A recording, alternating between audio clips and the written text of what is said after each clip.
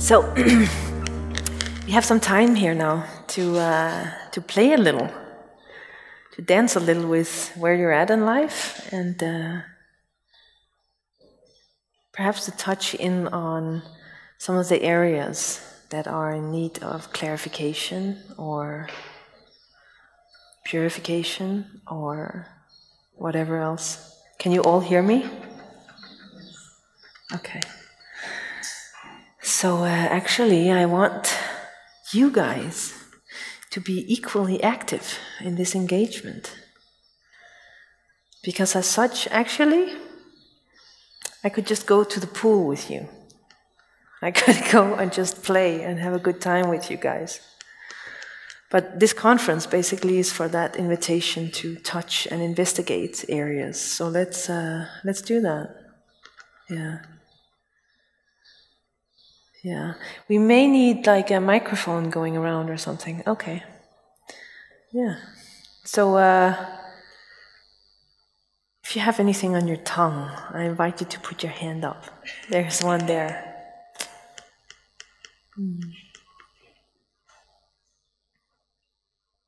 Yeah, I figure, Saya, could you close the doors? Yeah, thank you. Right in front of you, yes. What does it mean to be one with the womb? With that? With the womb. What does it mean to be one with the womb? Yeah.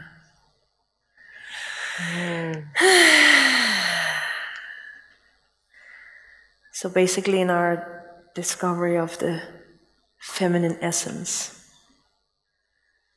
we as consciousness travel down and in. So in our coming down into the body, we are like filling the belly. And inside of that, we can make the backdrop in through the womb. The opening of the womb is actually that which leads and opens to like an array of like different, I could say like portals of wisdom inside of the human body. So the more that we give up our navigation on mind, or even our attachment to realization on other levels, the more space there is for us to drop in and actually come to rest in there. You see, when we rest there, we are, for one, we're out of control.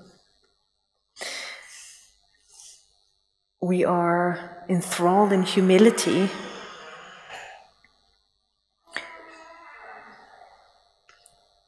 We are in deep acknowledgement of reality as fully inclusive of this. So this whole neti thing, it kind of goes out the window, because it's like when there isn't any longer any separation between being and this and matter, then actually that coming into matter, it's like waves flushing in and just opening and opening and opening and opening. Yeah, so that happens through that womb. So you see, when we come in as love, which doesn't include our sexuality, then we have the mother, yeah? It's the mother. All of it is the mother. But the mother aspect can either be devoid of that sexuality or fully inclusive of that sexuality. And when it's inclusive of that sexuality, it means that consciousness has blossomed all the way into the genitals, has cleaned and cleansed out all of those aspects, which becomes this manipulation of life, manipulation of existence. And right there, from that womb, comes those waves of the feminine, but the feminine right there is not just a mother, she's a woman. So it includes deep, deep integrity, deep human integrity, deep integrity to the feminine wisdom. Yeah. So being one with the womb is basically equal to not having an identity which contracts down here and affects your way of life as consciousness. It's equal to coming in as that consciousness, to open that womb and to deeply connect both backwards into that source of life, that eternal wave of black light, which is her, which is woman with a big W, which is the deep dark feminine. And then from there, to not even stop at that, it's not only about that backdrop, but allowing the depth of exhale, the depth of merging with that essence to reflect itself also into our humanness, to reflect itself deeply into our very outer layers, which includes like every cell of your body. But it isn't just about the drop in and back, but also about the integration of that essence into your living, breathing flesh. Yeah. Did that answer your question? Can I add something to it? Mm-hmm. So how is that for men? Like, is what you Can speak? we turn? Okay, one second. Yes. Oh. If you don't mind taking it over, I can adjust the mic. No, I will. Yeah, take it off. Sorry about that. And can we also have her microphone turned up, because I can basically hear myself very well and her not so much. I can just speak louder. Hey. Ouch! That's Wait. just me.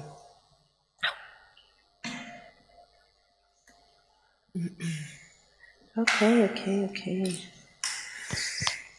Ow. Okay. So, what are you saying? Is there a difference to the process whether you're in a female body or in a male body?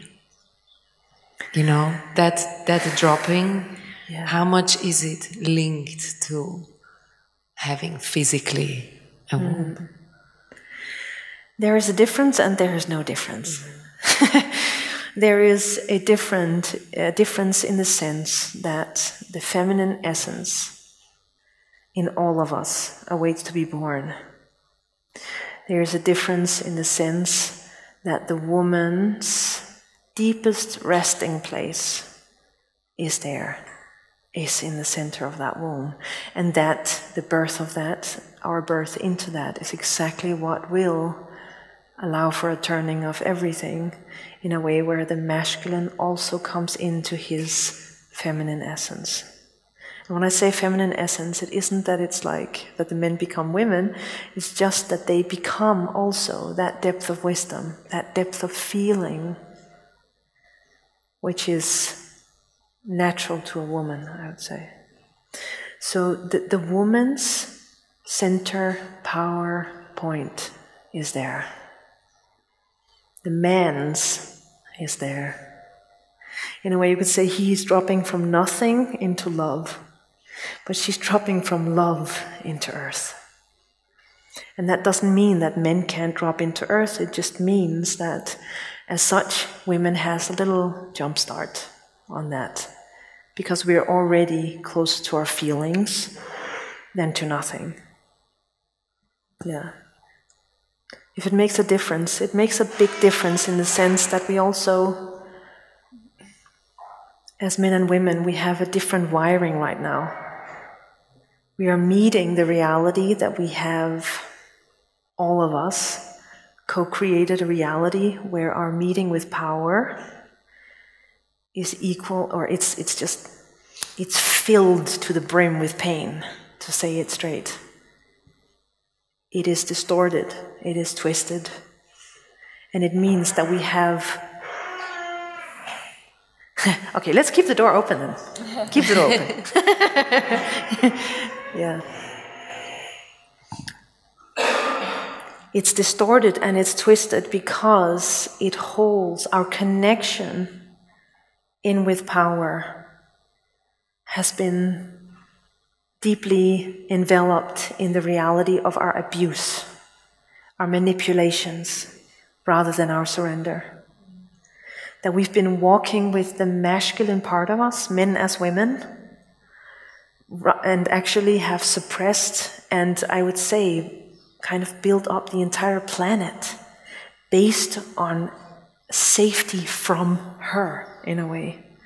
And we've deeply removed ourselves from our human nature in that. And due to this, there is a lot of pain that we're waiting actually to transcend here. To say it straight, we are a very broken species. As human beings, we are broken. And at that center of our brokenness, which actually consists in and as the reality of our separation between our man and our woman inside.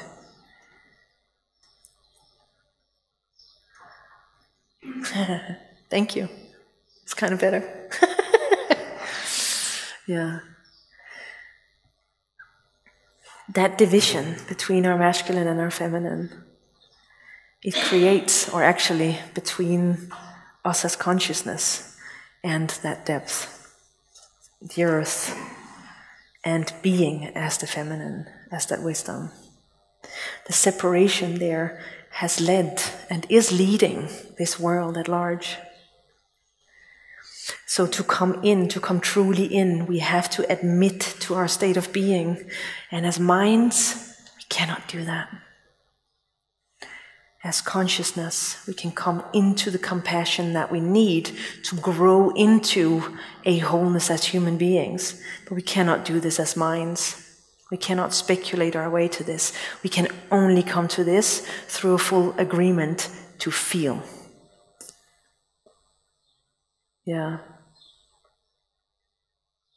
So inside of everything that needs to take place here, there is a difference between men and women in the sense that men has one set of feelings that they need to meet, to acknowledge and come to feel, and women has another, in addition to actually needing to meet the entire bulk of pain, the pain which has arisen from our manipulation. Yeah. How does that feel? Thank you. How does that feel?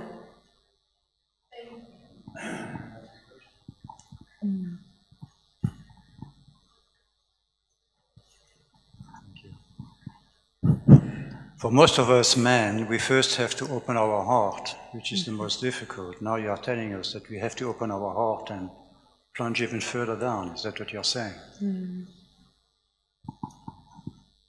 Yeah. There is a surrender there to being the love which is needed here. And to say it straight, it is painful. It's painful because our reality, our human reality, is painful. So it's not because it's painful for us to open our hearts, because we all have the capacity to do that. We can all do that. Where we get in the disagreements with things is when we have to face the fact of what is here. And it keeps most of us in our heads. Because, then at least we don't have to feel that. At least we don't have to cry the tears. And in a way, it's sad. It's sad for everything. Because I must say that one thing is leading our lives based on good ideas and moving on what we're attracted to from a wanting kind of place rather than a pure will kind of place. But those movements are also what is deeply disconnected, what is deeply like clashing up against what is actually needed here.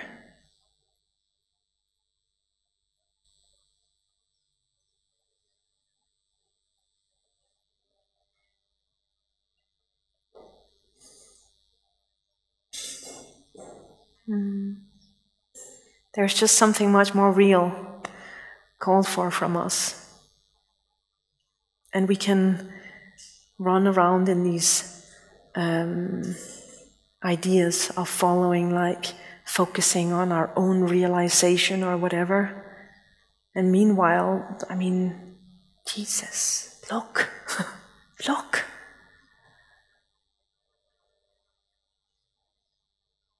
The depth of feeling is really waiting to be taken fully into account as a part of our responsibility as being humans.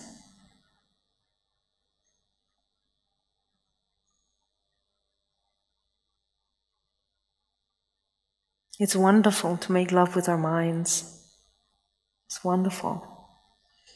But I must say that in terms of living as human beings, there is something completely different waiting the moment that we as consciousness, that our masculine, agrees fully to come in, be present with, and rest to the bottom of our feminine.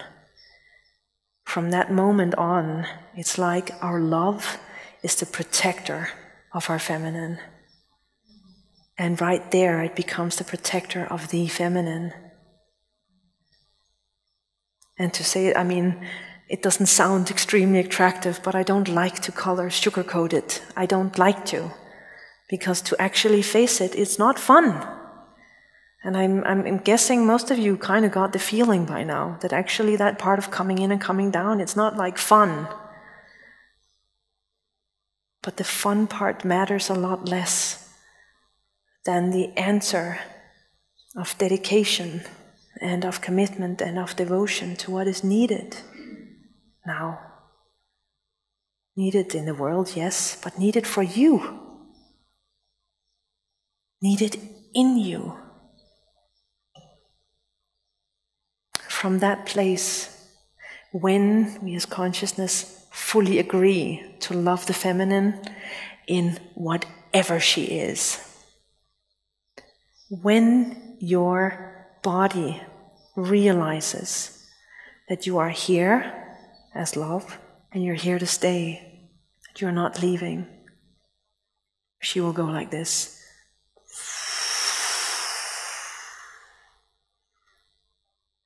And life from a place of a body open to love, open to God, open to reality. A life led from there is deeply different than the life where there is a constant attempt at bargaining to try and keep yourself safe. To live in that wholeness of that agreement rather than the masculine coming in, the feminine still being in her retraction, like the body being closed from actually being left over and over and over and over again. And when she's not left, she's manipulated, like as if the masculine comes to fix her. What if that manipulation goes? What if love comes to stay? Where it's not important what she looks like, if she's opening now or in 3 years, where it doesn't matter if she's like this or like, it doesn't matter. Just to love her without this preference of, oh, now I'm welcome, oh, then I'm here, now I'm not welcome, okay, bye. When you come in as that love, when you agree to be here as that love, There is nothing left but the feminine's full and gradually gaining trust towards you as consciousness.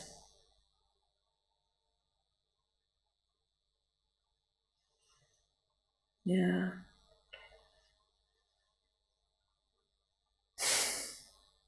And I know it's a gift for everything, of course, but I must say that the biggest gift is towards you. You as this. There is nothing that the human body longs for more than love.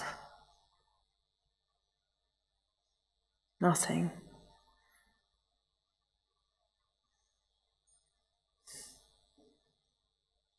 So the more that we can give up that arrogance and come to the case, come to it, the better, the less time wasted, the less time spent bargaining or trying to keep yourself from feeling, from being present inside of your nervous system.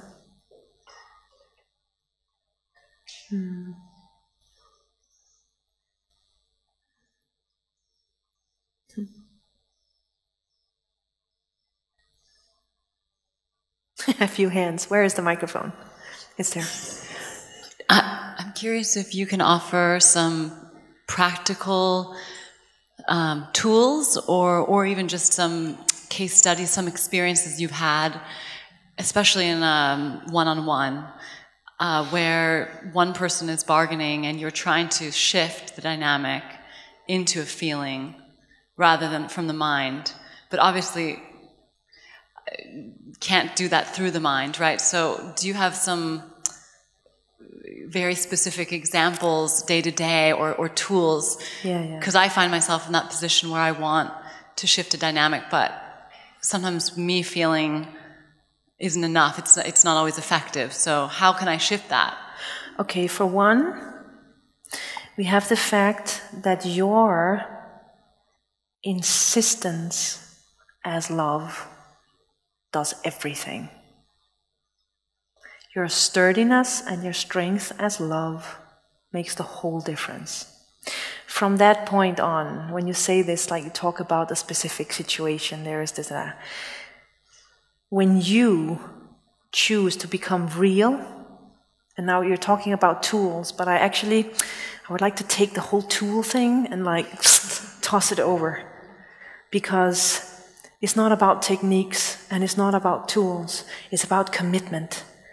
It's about daring to be naked.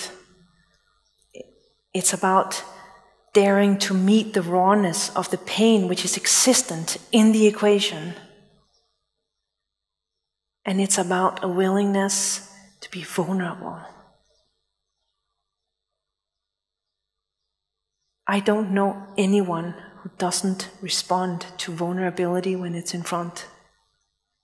And it actually comes because, well, it seems to me, it's kind of new, it's only been like the last 6 months or something for me, but it seems to me that the moment that you give up the inner fight, the moment that your marriage happens internally, then actually all of the bickering, all of the disagreement between masculine and feminine, it disappears out here as well.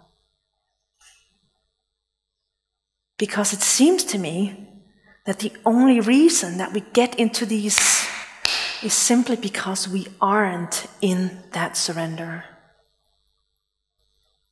Because it takes two poles to get into a discussion. And actually there's nothing to discuss, because there's never anything that we can say that matters more than our willingness to feel each other. So in a way I could say disagreement happens when there is acknowledgement, when there is like lack of acknowledgement of the pain which is present in the equation. When there is like a sticking to that which is like my pain and your pain. Like, this is yours. It's kind of like take care of that yourself and then like come back when you're perfect. What the fuck? It's not how it goes. It's not how this goes. Yeah. The authority of love outshines everything else. And that means that when you are speaking the truth, whomever is in front of you will have no discussion. And that comes down to whether you are surrendered in that moment. You cannot respond truthfully if you at the same time are closing yourself off from the pain of the other, right?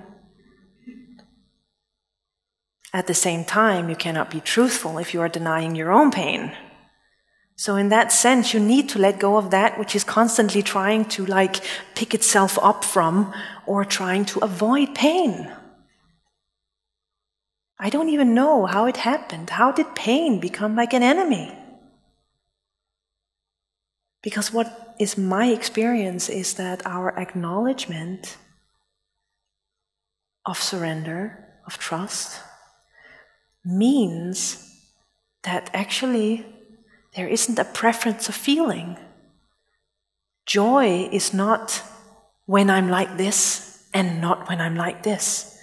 Joy is the underlying factor beneath everything I am. So whether my human being is in this kind of mood or that kind of mood, whether there's grief passing or giggles, it's all the same thing. It's all a part of the same package. It's all a part of her. So coming to love ourselves as human being doesn't mean, okay, I like this feeling, this feeling, this feeling. I don't like this one and this one and this one and this one. This is where the identity arises, the identification which shuts out, which separates us from her, from the essence of her, and also separates us from each other.